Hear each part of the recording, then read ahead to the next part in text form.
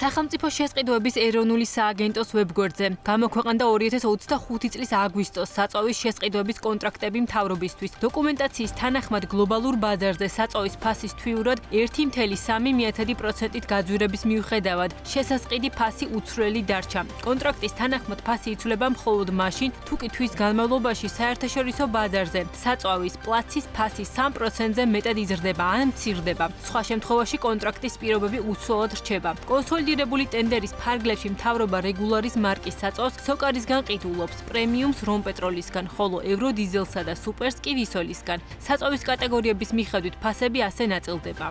რეგულარი ივლისის ფასი 2 ლარი და 36 თეთრი, პრემიუმი ივლისის ფასი 2 ლარი და 38 თეთრი, სუპერი ივლისის ფასი 2 ლარი და 67 თეთრი.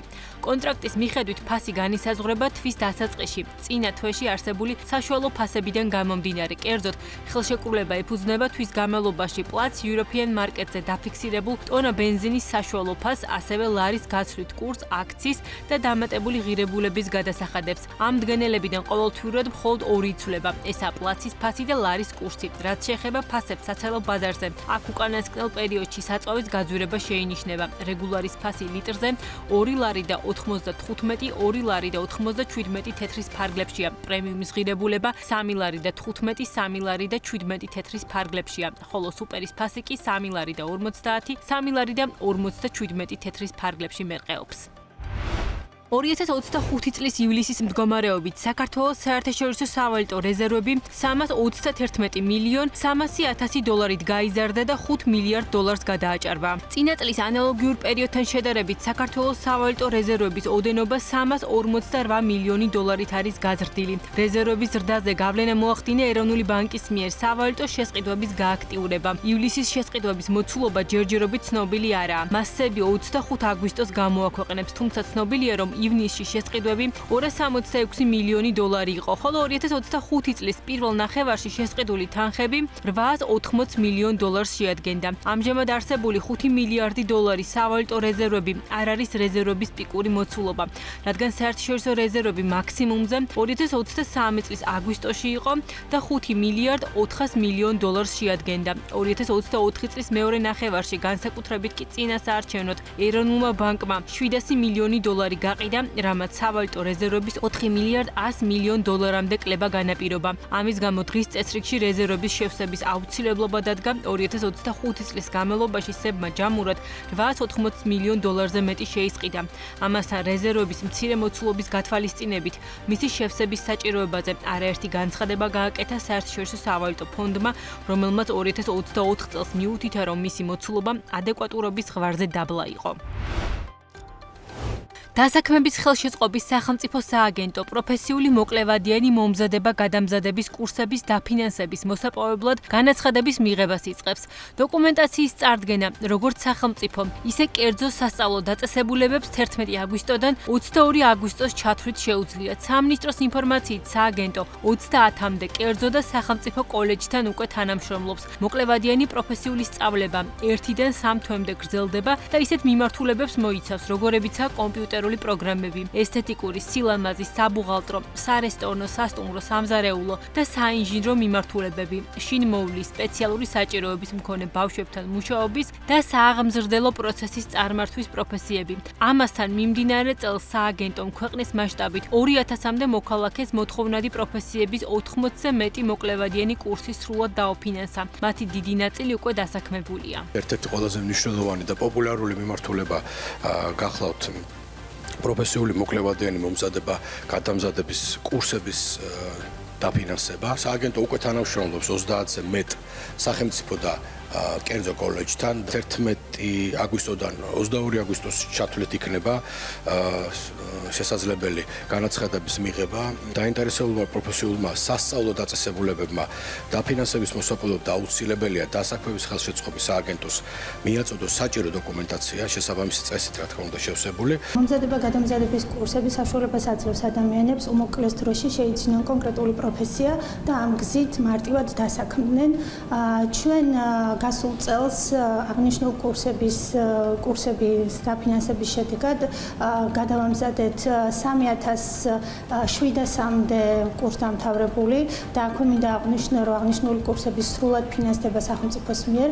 წელს 6 თვის განმავლობაში უკვე შემიძლია ვთქვა, რომ 2000-მდე მსმენელი გვყავდა სხვადასხვა კურსებზე და სააგენტო ცხადია აგრძელებს საშემოდგომო მიღებას. ეხლა გვაქვს გამოცხადებული საშემოდგომო კურსებზე. განსაკუთრებით მნიშვნელოვანია ჩვენთვის რეგიონალურ ჭრილში, რომ კოლეჯები იყოს აქტიურად წარმოდგენილი და რეგიონში მცხოვრებულ სახლებობას შეეძლოთ კონკრეტული პროფესიის შეძენა და ადგილზე დასაქმება რეგიონში. ღვინის ეროვნული სააგენტო შტატგარეშე დასაქმებულთა შემადგენლობა იზრდება. მთავრობის განკარგულების თანახმად უწყებაში შტატგარეშეთა ლიმიტი 237-ით განისაზღვრება.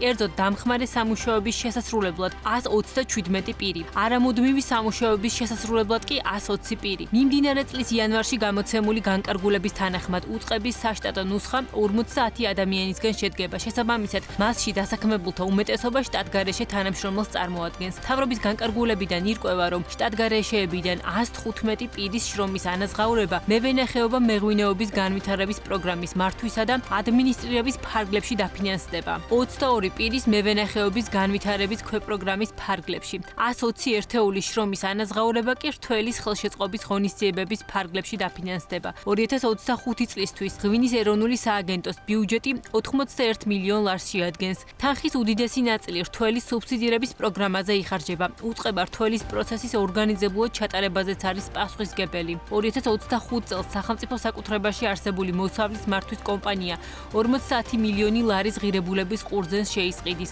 პარალელურად გაგრძელდება შეღავათიანი აგროკრედიტის პროგრამაც, რომლის ფარგლებშიც ღვინის კომპანიებს შეუძლიათ საბრუნავი კაპიტალი 17 მილიონ ლარამდე ოდენობით სუბსიდირებული კრედიტის სახით ისესხონ.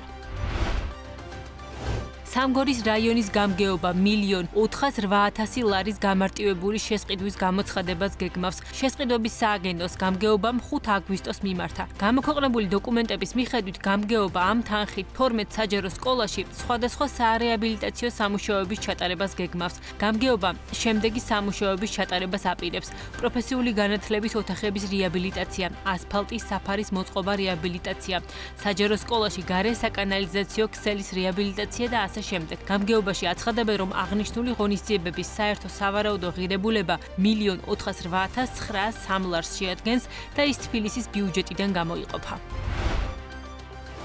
მთავრობამ საპატრიარქოს შოუში არსებული 2000 კვადრატული მეტრის ფართობის მიწის ნაკვეთი აღნაგობის უფლებით 99 წლით გადასცა. ამის შესახებ მთავრობის 4 აგვისტოს განკარგულებიდან ირკვევა. საქართველოს მართლმადიდებელი ეკლესიისთვის სახელმწიფო ქონების აღნაგობის უფლებით გადაცემა გულისხმობს მიწის ნაკვეთის გადაცემას ვადიან სარგებლობაში. ამ ნაკვეთზე ან მის ქვეშ რაიმე ნაგებობის აღმართვის უფლებით. განკარგულებაში აღნიშნულია, რომ საპატრიარქოს ონის მუნიციპალიტეტში კურორტ შოუში მდებარე 2000 კვადრატული მეტრი არასასოფლო სამეურნეო დანიშნულების მიწის ნაკვეთი გადაეცემა. მთავრობა ძიუდოში საქართველოს ნაკრების წევრებს ფულად ჯილდოს გადაცემს. ირაკლი კობახიძის განკარგულებით 2025 წლის ევროპის ჩემპიონატზე გუნდურ პირველობაში პირველი ადგილის დაკავებისთვის, ასევე საქართველოს ეროვნული ნაკრების წევრებზე ფულადი პრიზი 102.000 ლარი გაიცემა. ასევე ძიუდოში 2025 წლის მსოფლიო ჩემპიონატზე გუნდურ პირველობაში პირველი ადგილის დაკავებისთვის და საქართველოს ეროვნული ნაკრების წევრებზე ფულადი პრიზი 170.000 ლარის ოდენობით გაიცემა. ამას გარდა მთავრობა გამარჯვებულებს დამატებით 98.000 ლარს ევროპის ჩემპიონატის შემთხვევაში და 830.000 ლარს მსოფლიო ჩემპიონატის შემთხვევაში გადასცემს. სპორტსმენებისთვის ფულადი ჯილდო განკარგულების მიხედვით სპორტის სამინისტროს ბიუჯეტიდან გამოიყოფა. 2025 წლის მეორე კვარტალში საქართველოს ტერიტორიიდან დაფიქსირდა საქართველოს რეზიდენტი მოგზაურების 715.100 გასვლა საზღვარგარეთ, რაც წლიურად 2.5%-ით გაზრდილი მაჩვენებელია.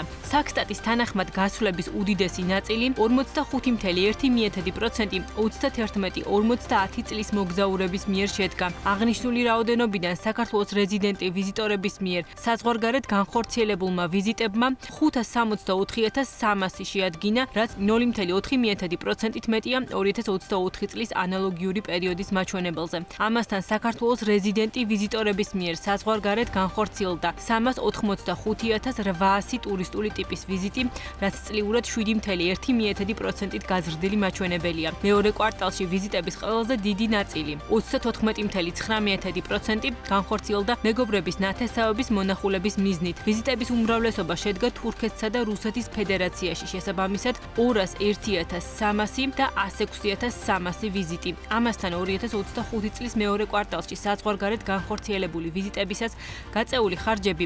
582,800,000 ლარს გაუტოლდა, რაც 1.9%-ით ნაკლებია წინა წლის ანალოგიური პერიოდის მაჩვენებელზე. ვიზიტზე საშუალო ხარჯი 2024 წლის მეორე კვარტალთან შედარებით 2.3%-ით შემცირდა და 1022 ლარი შეადგინა. 2025 წლის მეორე კვარტალში ბათუმში 4018 ბინა გაიყიდა, რაც წინა წელთან შედარებით 9.9%-ით მეტია. ამის შესახებ გალტენ ტაგარტის ბათუმის საცხოვრებელი უძრავი ქონების კვლევაშია ნათქვამი. როგორც კვლევაში აღნიშნული საჯარო რეესტრის მონაცემებით, მეორედ ბაზარზე გაყიდვები, რაც დინამიკას რეალურ დროში აჩვენებს, 23.4%-ით გაიზარდა, ხოლო პირველად ბაზარზე გაყიდვები, რაზეც გავლენას დაგვიანებული რეგისტრაციები ახდენს, წლიურად 0.5%-ით შემცირდა. ამასთან გალტენ ტაგარტის მიერ ჩატარებული დეველოპერების გამოკითხვის შედეგებით, რომელიც პირველადი ბაზრის ტენდენციებს რეალურ დროში ასახავს 2025 წლის მეორე კვარტალში, გაყიდული ბინების რაოდენობა წლიურად 13.1%-ით გაიზარდა. ჯამურად 2025 წლის პირველ ნახევარში პირველად ბაზარზე გაყიდული ბინების რაოდენობა 37.4%-ით გაიზარდა, რაც შეეხება გაყიდული ბინების რაოდენობას უბნების მიხედვით. ყველაზე მოთხოვნადი 2025 წელსაც ახალი ბულვარია, სადაც 6 თვეში 4,071 ბინა გაიყიდა. ზაფხულში სტუმრების დაახლოებით 95% ქართველია. ამის შესახებ კურორტ გოდერძიზე მდებარე სასტუმროს ირე პალასი გოდერძიში აცხადებენ. სასტუმროს მენეჯერის თორნი კერაძის განცხადებით, ამ პერიოდში განსაკუთრებული პოპულარობით სარგებლობს საოჯახო დასვენება და ბავშვთა საგანმანათლებლო ბანაკები. აჭარის მაღალმთიან კურორტზე მოქმედი სასტუმრო ირე პალასი გოდერძი 100 ნომერს აერთიანებს, როგორც სასტუმროში აცხადებენ, დატვირთვა საშუალოდ 40-50% შეადგენს, თუმცა ზაფხულის პიკურ პერიოდში 100%-მდეც იზრდება. შუამთობის პერიოდები და ესეთები რო არის, მაშინ 100%-ით იტვირთება სასტუმრო. ისედაც რახან ბავშვებზე გვაქვს ერთად ხაზგასმული, ეს დატვირთვა მოდის ბავშვთა ბანაკებიდან, თავისი მშობლებიდან და უფრო ოჯახები ამოდიან დასასვენებლად. ზაფხულის სეზონს გამკლავებას რაც შეეხება, კი მოგეხსენებათ აქ სამთარში რთული პირობებიც არის. აქედან გამომდინარე, ზაფხულის სეზონთან გამკლავება ძალიან მარტივია ჩვენთვის. უფრო ზამთარია ცოტა ბირთვულებთან დაკავშირებული. ზაფხულის სეზონზე უცხოელი ტურისტები ნაკლებად, უფრო ქართული ბაზრით არის დატვირთული სასტუმრო. 90-95% არის ქართველები. 2025 წლის პირველი 6 თვის განმავლობაში საქართველოს ნაყინის ექსპორტიდან მიღებული შემოსავალი მნიშვნელოვნად გაეზარდა. იანვარ-ივნისში საქართველოს ექსპორტზე 68 ტონა ნაყინი გაიტანა, რამაც ქვეყანას 767,000 დოლარის შემოსავალი მოუტანა. ეს მაჩვენებელი გასული წლის ანალოგიურ პერიოდთან შედარებით თითქმის 5-ჯერ მეტია. 2024 წლის პირველ ნახევარში საქართველოსდან ექსპორტირებული იყო 16 ტონა ნაყინი, რომლის ღირებულებამ 156,000 დოლარი შეადგინა. საქართველოს წელს ნაყინი ორ ქვეყანაში, აზერბაიჯანსა და სომხეთში გაყიდა. აზერბაიჯანში 516,000 დოლარის ღირებულების 47 ტონა ნაყინი, სომხეთში კი 251,000 დოლარის ღირებულების 20 ტონა ნაყინი. რაც შეეხება იმპორტს, იანვარ-ივნისში საქართველოს 4,600,000 დოლარის ღირებულების 849 ტონა ნაყინი შეიძინა. მაშინ, როდესაც გასულ წელს ანალოგიურ პერიოდში ქვეყანას 3,800,000 დოლარის 691 ტონა ნაყინი ქონა შეძენილი. ქვეყნისთვის მთავარი საიმპორტო ბაზარი წელს თურქეთია. საქართველოს ამ ბაზრიდან 6 თვეში შეძენილ 209 ტონა ნაყინში 1,5 მილიონი დოლარი გადაიხადა.